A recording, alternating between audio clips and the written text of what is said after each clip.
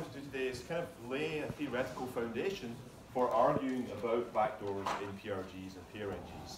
So I'm not going to do much in the way of kind of practical exploitation, the kind of thing that we saw in the first talk this morning. This is much more about kind of getting the fundamentals right, so that we have a language that we can use to talk about these kinds of backdoors, talk about the adversarial capabilities and the adversarial goals in these settings. And so this is somewhere where theory, establishing the right theory, can really help us for future development of the area. So, but let's start with some motivation. Let's try to understand why we should care about this problem. And of course, it all begins really with Snowden in 2013 and the revelations of the extent of NSA and GCHQ. UK is always very happy to align itself with the USA in such matters, these mass surveillance programs. And this brought us to our attention the potential for a new threat model where we have to consider things like backdoors in our algorithms, subversion of our algorithms, algorithm substitution attacks, so on and so forth. So we can have very good crypto, which has been vetted by the scientific community, but what got standardized might not be the same as what got deployed, or worse, what got standardized might be what got deployed. And we'll see examples of that in a moment. So in particular, here's the key example. This led to increased suspicion of the dual EC pseudorandom generator. So everybody at a workshop on random numbers, I guess, has heard of the dual EC generator. Everybody here familiar with it? Fantastic, good. And we're not going to go into much detail about it, just to say that it was standardized by several standards bodies. It was widely suspected to be backdoored ever since the very early work of Schumann and Ferguson, who at the RUMP session of Crypto 2007 pointed out the potential for backdooring in the dual EC algorithm. Basically, it uses elliptic curve cryptography. There are two hard-coded points, P and Q, and if you know the relationship between P and Q, then it's possible to recover the state of the generator given one or maybe just more than one output from the generator. So you see one output, you can recover the state, and from the state you can recover all future outputs of the generator. So this was widely believed to be backdoored, and I mean, you know, why would anybody use this generator? After all, it's slow, its output is biased, and it's suspected that it's actually backdoored. But what we learned is that actually dual EC has been used in a number of widely deployed products. Here's an idea of how you might exploit the kind of backdooring capability in the dual EC generator to break, for example, TLS sessions. So here's the TLS handshake. It's a simplified version of an elliptic curve Diffie-Hellman ephemeral handshake, where the client and the server are exchanging Diffie-Hellman values AP and BP here, and A and B are supposed to be random values, typically generated using some kind of PRG, and then the master secret, which is used for encrypting, or from which keys are derived for encrypting all of the data that follows in the protocol, all of the sensitive data, are derived from applying some pseudorandom function to the x-coordinate of A times B times P, so the x-coordinate of this Diffie-Hellman value. And the idea of exploitability using dual EC is that the client here sends a random number, a nonce, a number used once, and the server sends one here. And so if you were using dual EC to generate this number, then seeing the client random might enable an attacker who knows the discrete log relationship between P and Q to recover the state of the generator and the client, just seeing the client random, and then figure out or compute what the value of A, the ephemeral value A, was going to be in the remainder of the protocol. And then, of course, if you know A and you see BP, you can passively you can compute A times B times P and then passively decrypt all of the TLS session. So it's almost like TLS is made for the deployment of dual EC if you want to backdoor the entire protocol. It's not quite as simple as that in practice. This is a very kind of high-level view of how you might go about it. And there's a very nice paper from Usenix 14 by Checkaway et al., which explores this in a lot of detail and looks at the practicalities of how you would use this a backdoor in dual EC to break a protocol like TLS. I think the Juniper incident is even more kind of striking in this context, thinking about backdoor PRNGs and PRGs. So Juniper is a large manufacturer. They make network security devices, things like firewalls.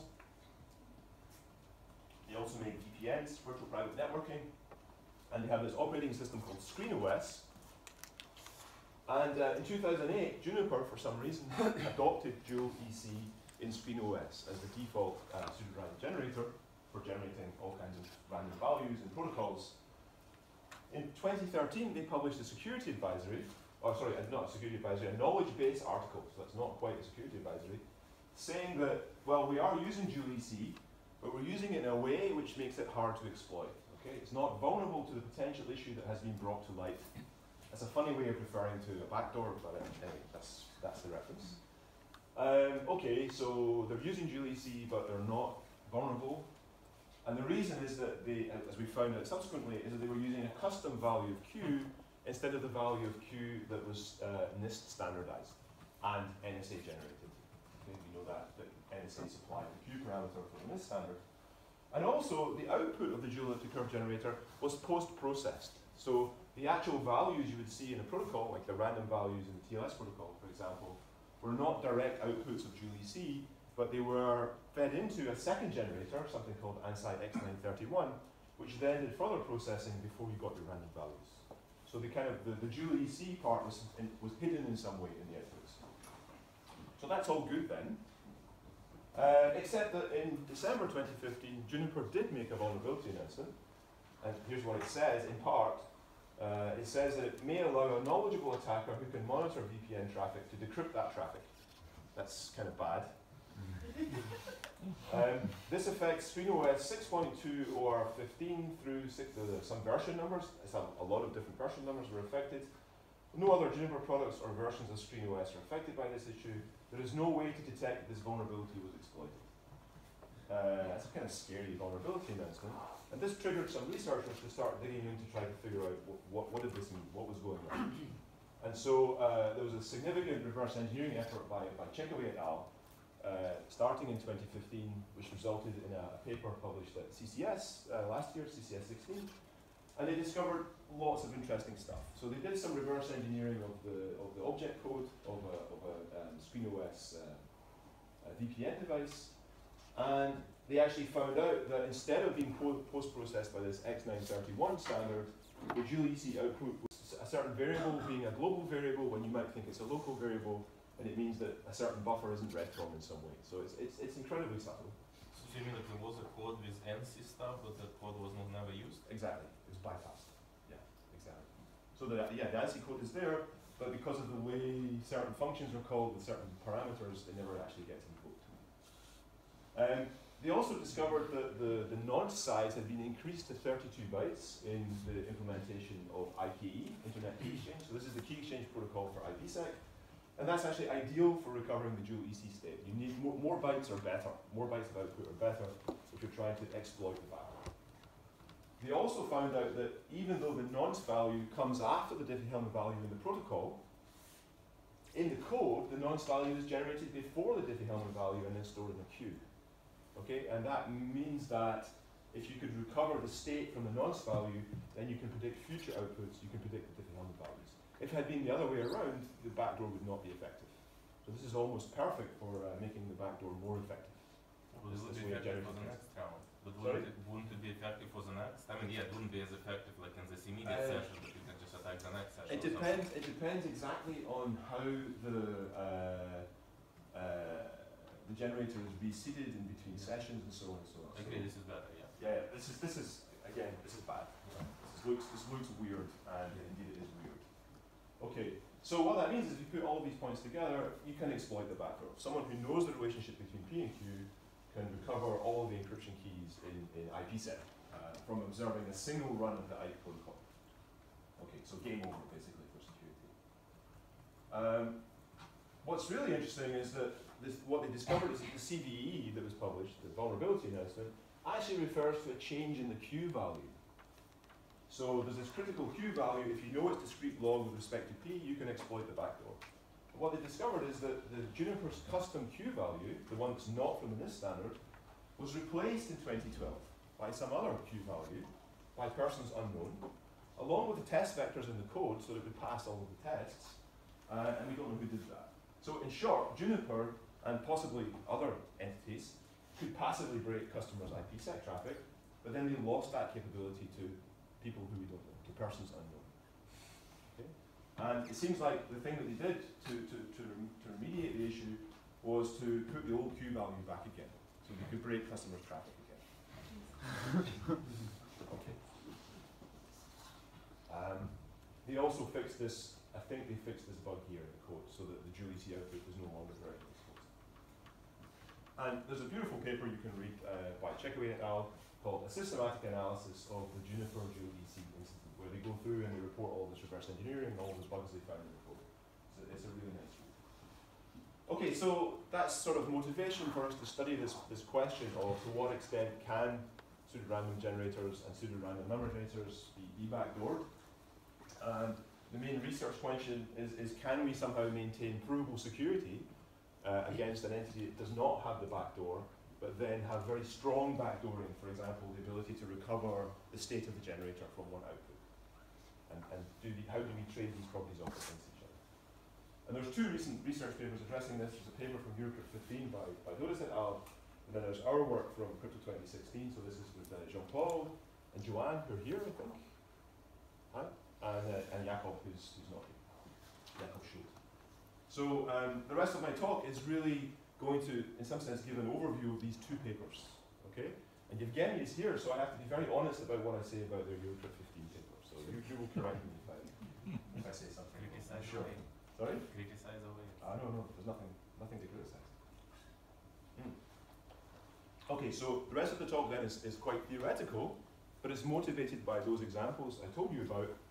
And the idea is that by having these theoretical formulations of the problem, we can get our language right and we can understand what our attack targets are and what some of the possibilities are here. Okay, that's why we're doing this work. We don't want to turn it into just another bit of theory. We actually want to lay the foundations for understanding this problem better.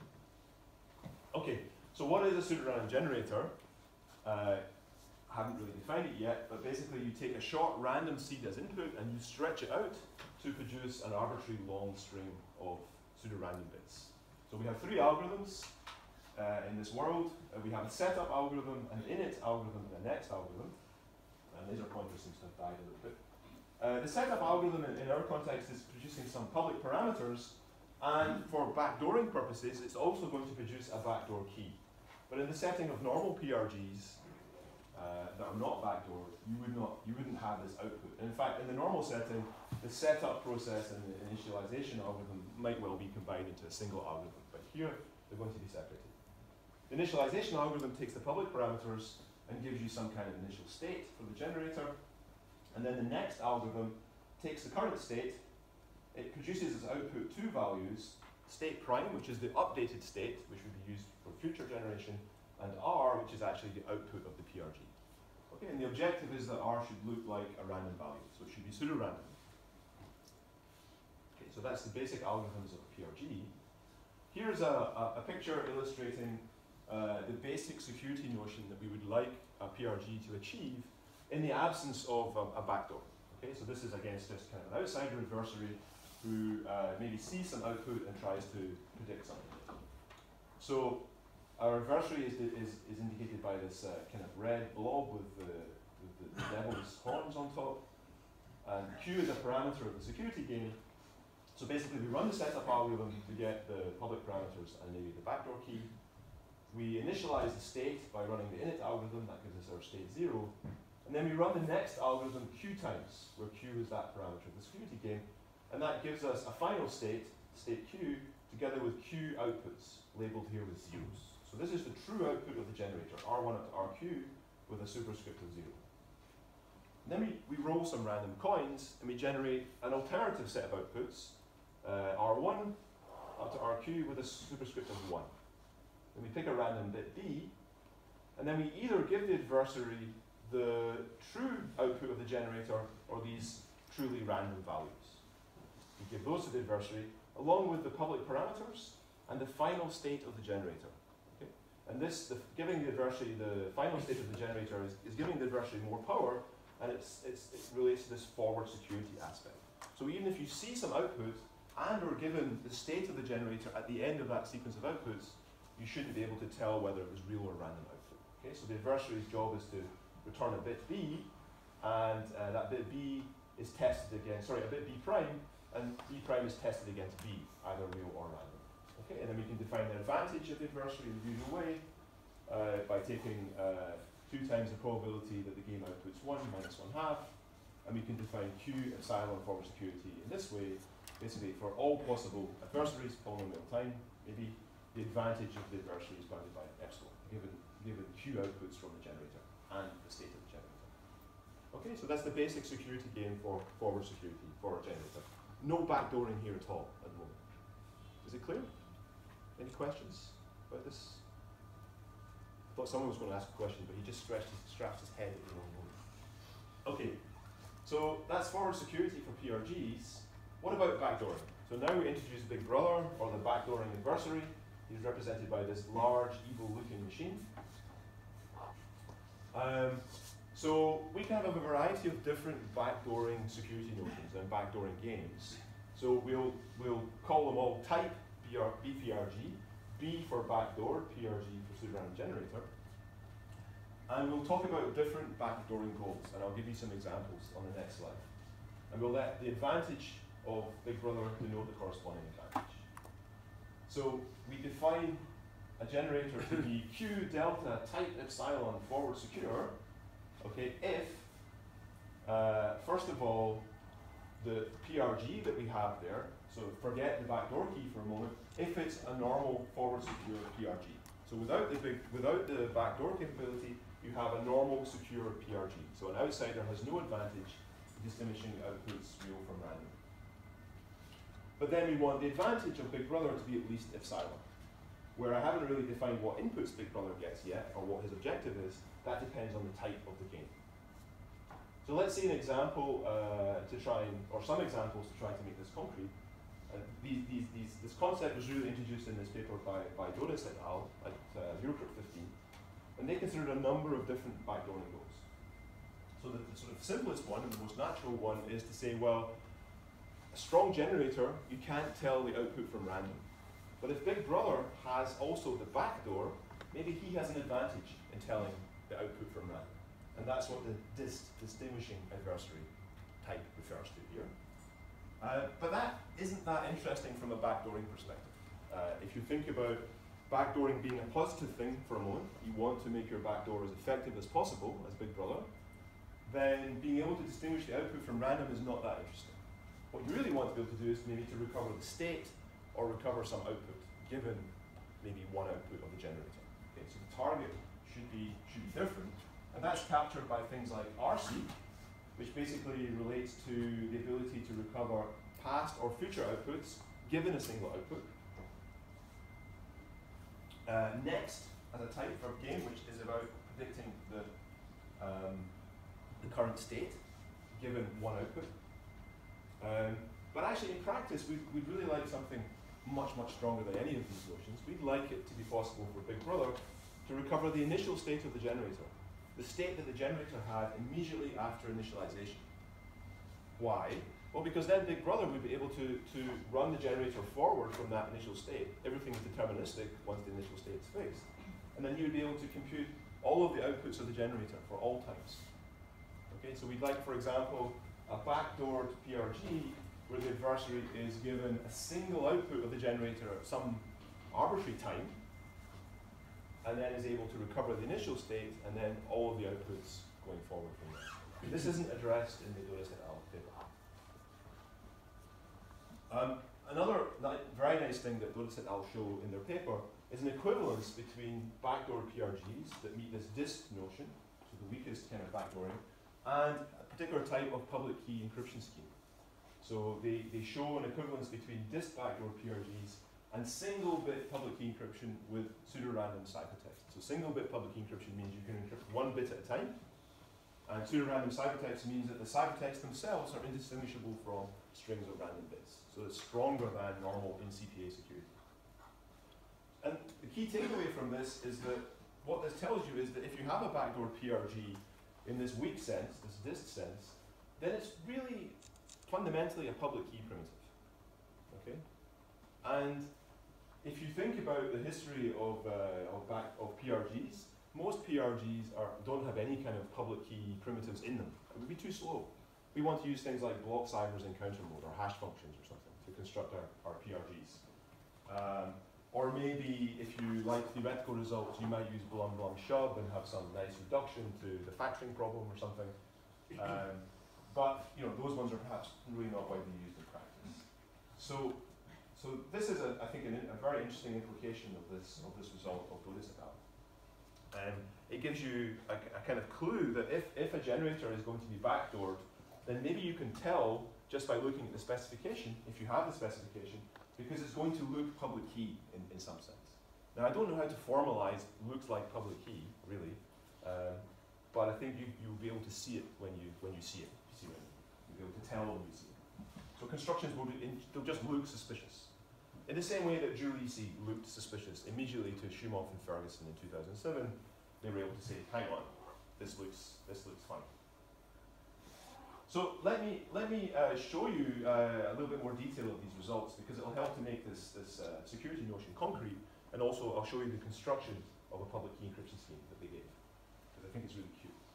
So here is the disk BPRG game, and this is almost identical to the original PRG game for forward security.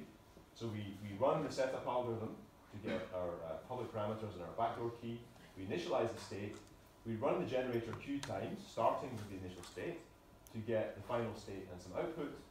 We also generate some random values, and then we give Big Brother either the real values or the random values, according to the value of the bit B. But we also now give Big Brother the backdoor key. And this is where it differs from the previous definition. For forward security, we didn't give the forward security adversary the backdoor key. Okay, and then Big Brother is going to output a bit B prime. And he wins if B is equal to B prime. Okay, and then you define the advantage in the same way as before. And for this security notion to hold, so Q delta dist epsilon, we require that Big Brother's advantage given Q queries is at least epsilon.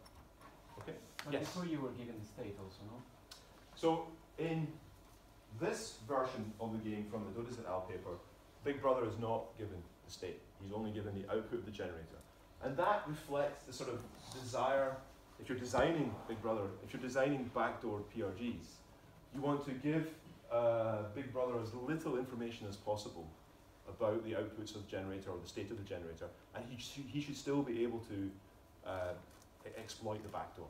Okay? So we're actually removing values here. You're quite right, we're not giving the state here. Because in practice, Big Brother might see, for example, a nonce in a protocol, and so he gets maybe an output of the generator, but he's not going to see the state of the generator easily. Okay? That would require some other kind of compromise. Good. Okay. So, the main difference then is that now we're giving Big Brother the backdoor key as well, and asking him to distinguish real from random. And that's the advantage that he has, having this backdoor key, over a normal adversary. Okay, so a normal adversary would not be able to win this game, but Big Brother, with the backdoor key, should be able to win this game, essentially. Okay, so that's the definition. Let me now show you the construction that they give in their paper of a bit encryption scheme from a backdoor PRG. Okay, so we start with one of these, and we're going to build a public key encryption scheme. And here it is. Okay, it looks a bit hard to parse, so let's go through it slowly. We have to, for a public key encryption scheme, we have to define 3 algorithms. We have to define key generation, encryption, and decryption. Here's the key generation algorithm. We run the setup algorithm of the backdoor PRG to get public parameters and a backdoor key. And we define the public key of the public key encryption scheme to be the public parameters. And we define the secret key of the public key encryption scheme to be the backdoor key. Okay, sort of what you might expect in any construction of this type. How do we do encryption? We take the public key, which is now the public parameters. We run the initialization algorithm to generate some initial state. We use the state to run the generator, Q times over, and we get the output and the final state. And we also toss some coins, or roll some dice, to get an alternative string of bits. Okay? And then the output of the encryption algorithm, in other words, the ciphertext, is equal to, well, if we want to encrypt a bit B, E equals 0 or B equals 1, we either return the actual output of the generator, or we return the random string. So ciphertexts are either truly random strings, or they are pseudo-random outputs of the generator, according to whether the bit value is 1 or 0 that we're trying to encrypt. And now how do you decrypt? You take the secret key, which remember is the backdooring key. You take the ciphertext, which remember is either a real or random string. You run that through the Big Brother adversary, and Big Brother adversary is going to give you an output bit B prime, which is Big Brother's estimate for whether the bit was 0 or 1. Okay, whether C was real output from the generator or random output from the generator. And you return Big Brother's estimate as the output of the decryption algorithm. Okay, so does this work? Well, kind of. The point is that Big Brother doesn't always estimate the bit B prime correctly.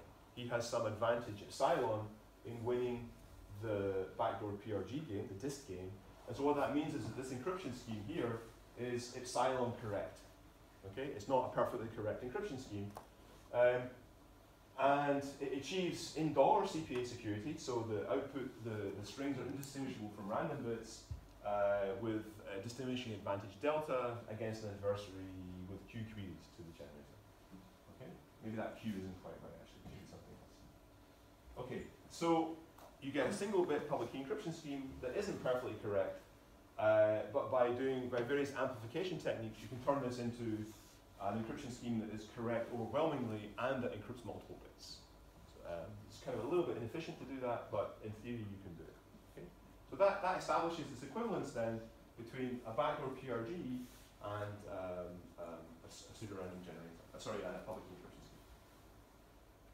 Okay, so that's not where the paper stops. There's a lot more interesting stuff in the paper. There are various constructions for backdoor PRGs with the different goals, disk, RC, and next.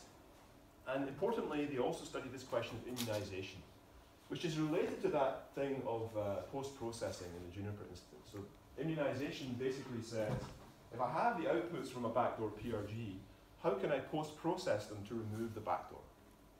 Okay? And the simplest answer of all is to apply a hash function, but that doesn't quite work for subtle reasons.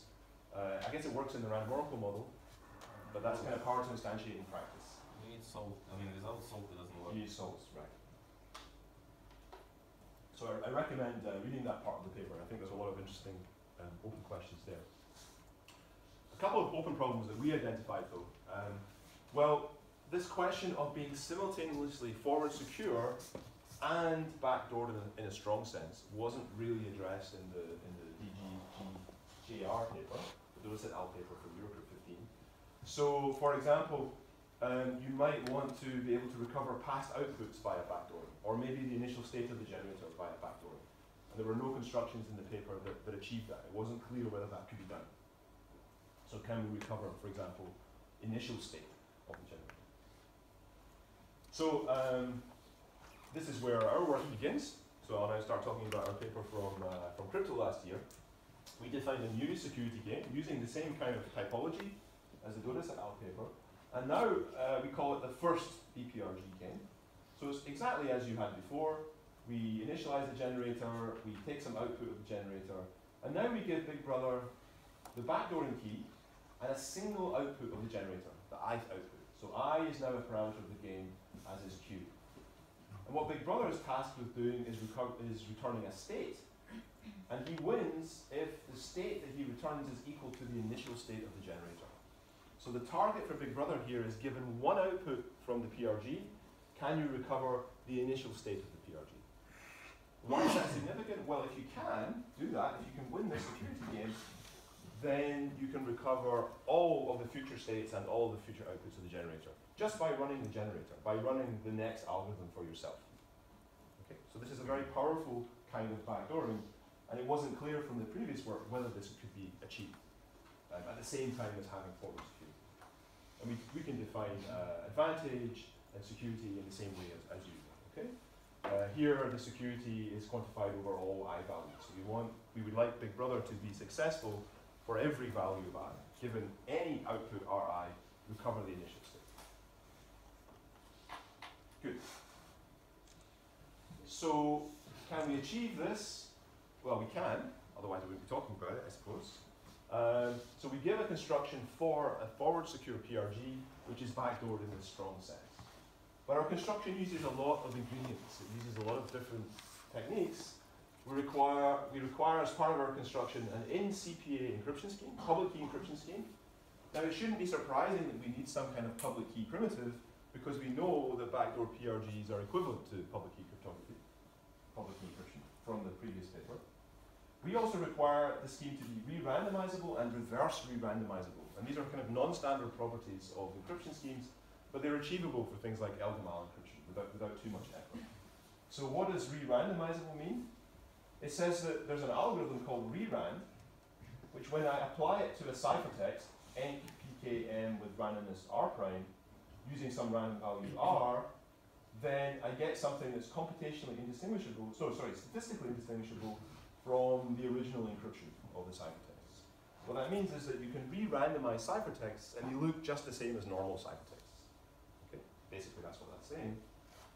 And then reverse re-randomizable says something slightly different. It says that if you re-randomize, so I should say re-rand rather than rand, if you re-randomize a ciphertext, and I tell you what random value was used during the re-randomization, then you can reverse that re-randomization to get back to the original ciphertext.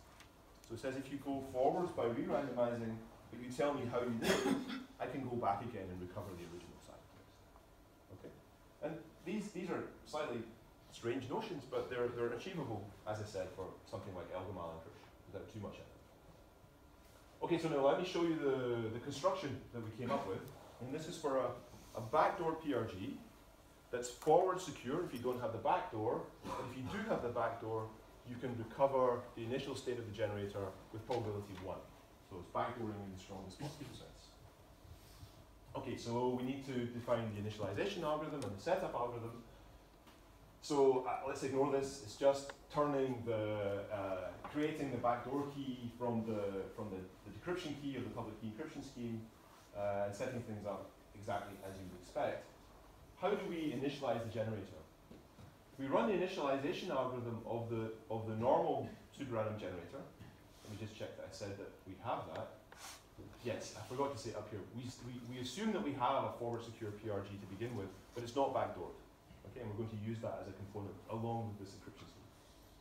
So we run the initialization algorithm to give us an initial state, and we actually encrypt that state using the public key of the public key encryption scheme to give us an initial ciphertext C0, and we make that part of the state. So our state here is enlarged compared to the original state of the PRG. We've augmented the state of the PRG, ST0, with this ciphertext value. Now let's look at next.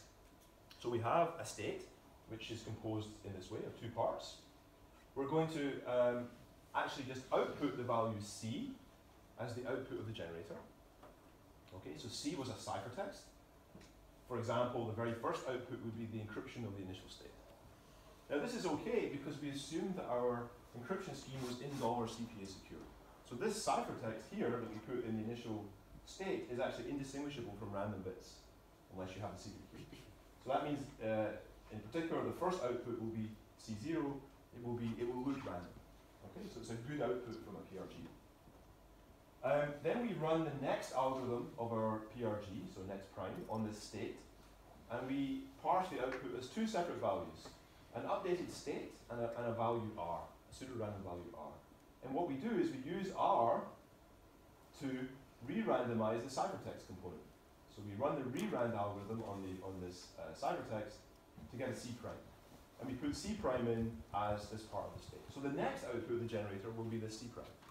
Okay? So we're going to keep re-randomizing every time and using the original generator, the underlying generator, to generate the next state prime, and the re-randomization values. Okay? Now what that means is that all of the outputs of this generator will be encryptions of state 0. Because we're just re-randomizing that ciphertext over and over again. It always encrypts the same value. So let's think about this from Big Brother's perspective. I realize maybe that's, I don't know if you can read that. Is that readable? Not really. Not really. Okay, so let me just talk it through. So Big Brother sees a single output, C, at some time. Let's say CJ. He knows that if he tries to decrypt that using the backdoor key, which remember is the secret key for the public key encryption scheme, he's just going to recover the initial state of ST0 of the generator.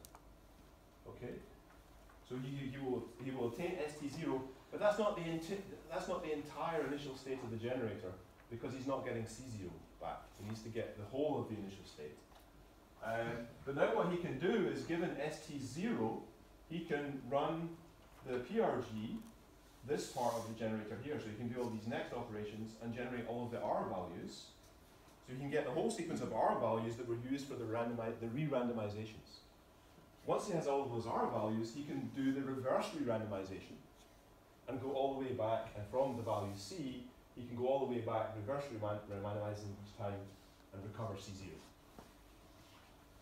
And now he's recovered the entire initial state of the generator. State 0 by decrypting C, and C0 by doing reverse re-randomization. And now, of course, he can run the PRG forward again and recover all of the outputs. But that's not part of the security game here. It's sufficient to recover the initial state. Okay, so that's the construction. And I mean, if you saw this in a NIST standard, it would give you pause for thought, right? I hope. It would look suspicious. Yes? But that's not the point here. This is a feasibility result. It's to show you that these strong notions of backdooring are achievable given the right tools. Okay. So in the last 10 minutes, I'd like to talk now about backdoors in PRNGs, or PRGs with input. So a PRNG, loosely speaking, is a PRG that also allows you to refresh the state of the generator from an entropy source. Yes?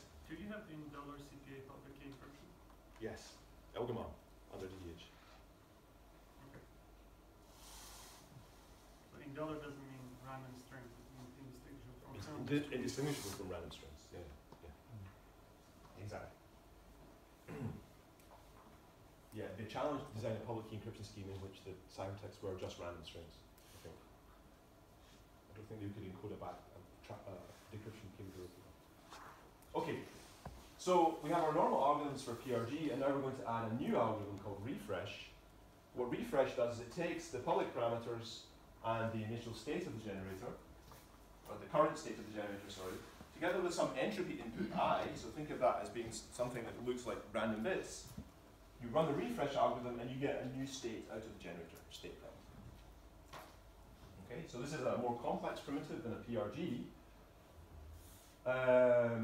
Okay, how do we model this entropy, I, here?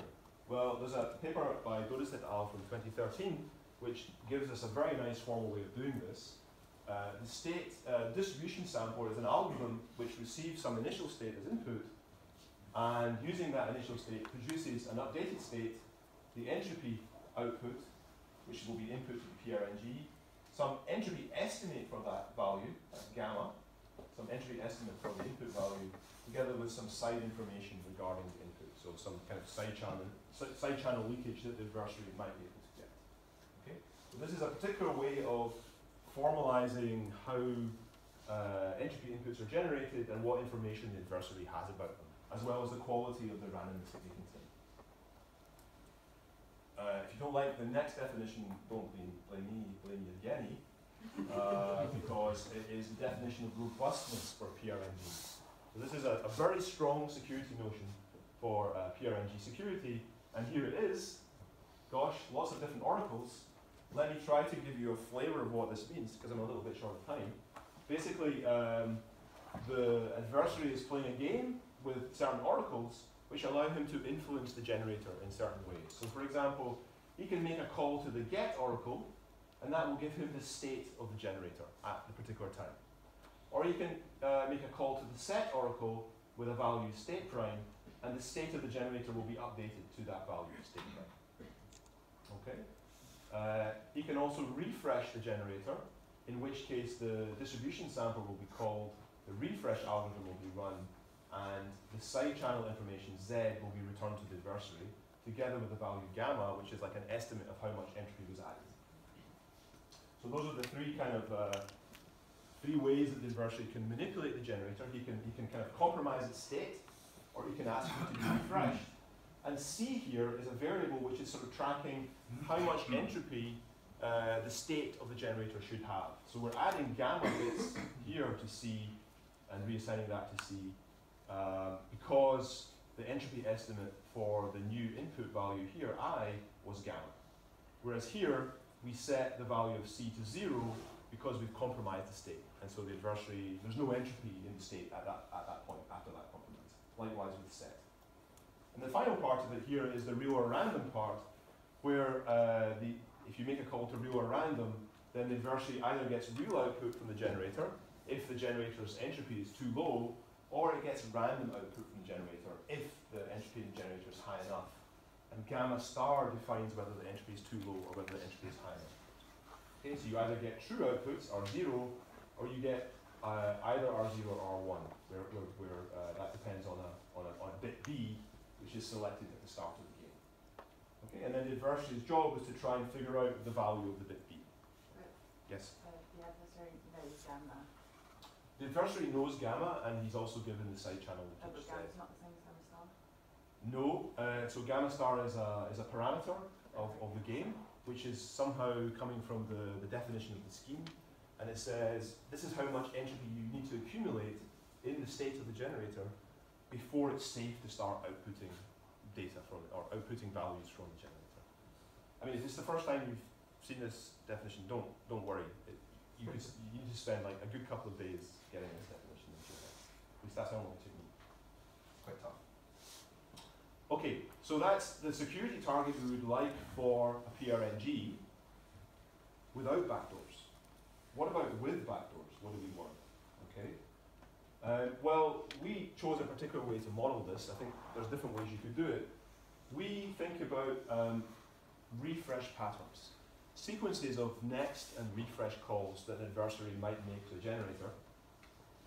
And so we're going to evolve the generator according to such a refresh pattern. So that evolve breaks down into a sequence of next and update calls, next and refresh calls.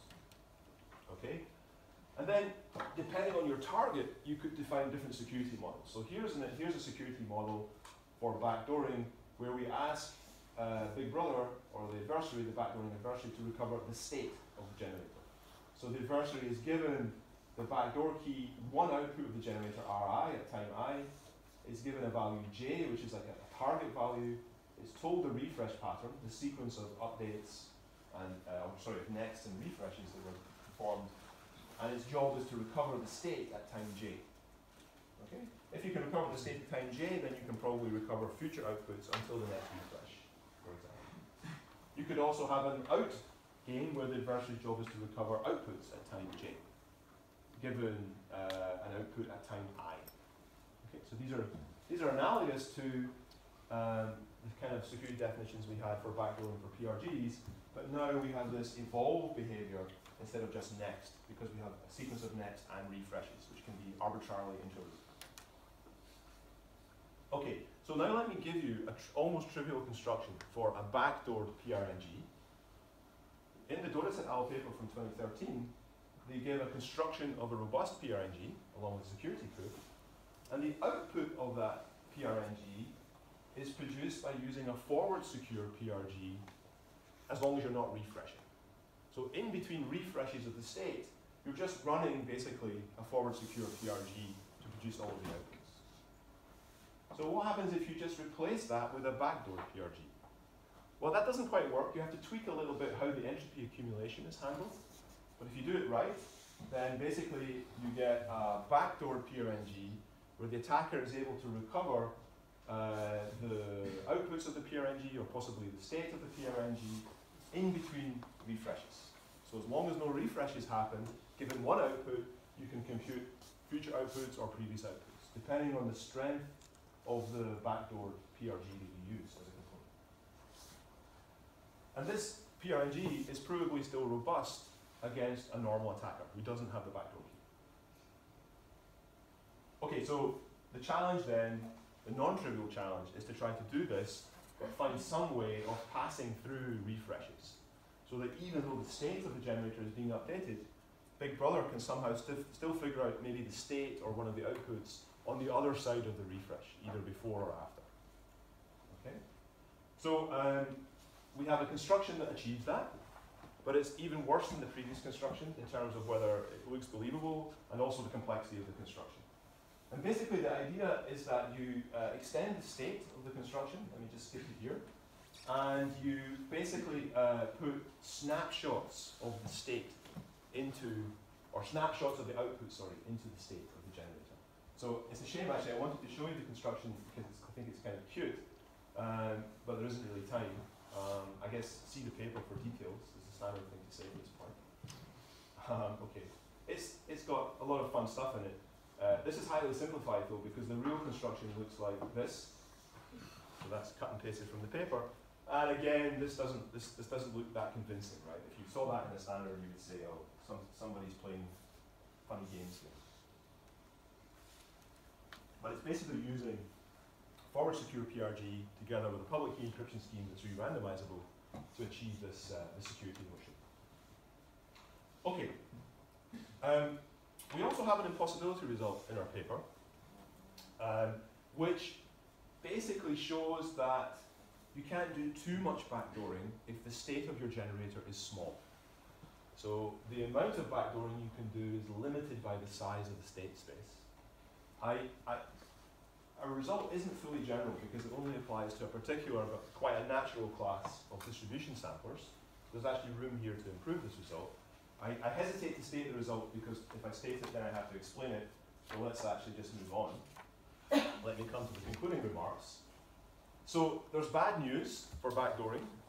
If you care about backdooring as a security issue, you can have provably forward secure PRGs that are backdoor in the strongest sense possible, at least that we could think of.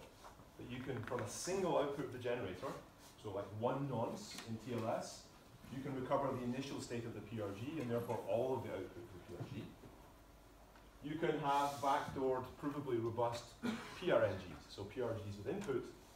Big Brother can go backwards through previous output values and recover previous output values, even if the PRNG is being refreshed. There's some slightly better news.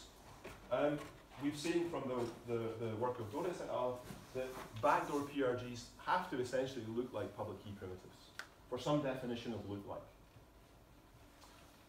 And also these robust PRNGs provide some resistance against backdooring because of this impossibility result that relates the state size to the amount of backdooring that you can do. So there's lots of scope here for future work if you're interested in working on this. And here are some examples of things you might try to do. Our impossibility result possibly can be strengthened to look at backdooring in different directions and maybe to get tighter results. We haven't studied yet at all how to immunize backdoor PRNGs. Some of the results from the previous work might be useful here to do that. You might be able to find better constructions, more natural looking constructions for BPRGs and BPRNGs, maybe with compact states. And our initial construction for a backdoor PRNG with the state snapshots involved is pretty involved, and so it would be interesting to find much simpler constructions that achieve similar kinds of backdoor. Okay, that's all I have for you. Thank you very much.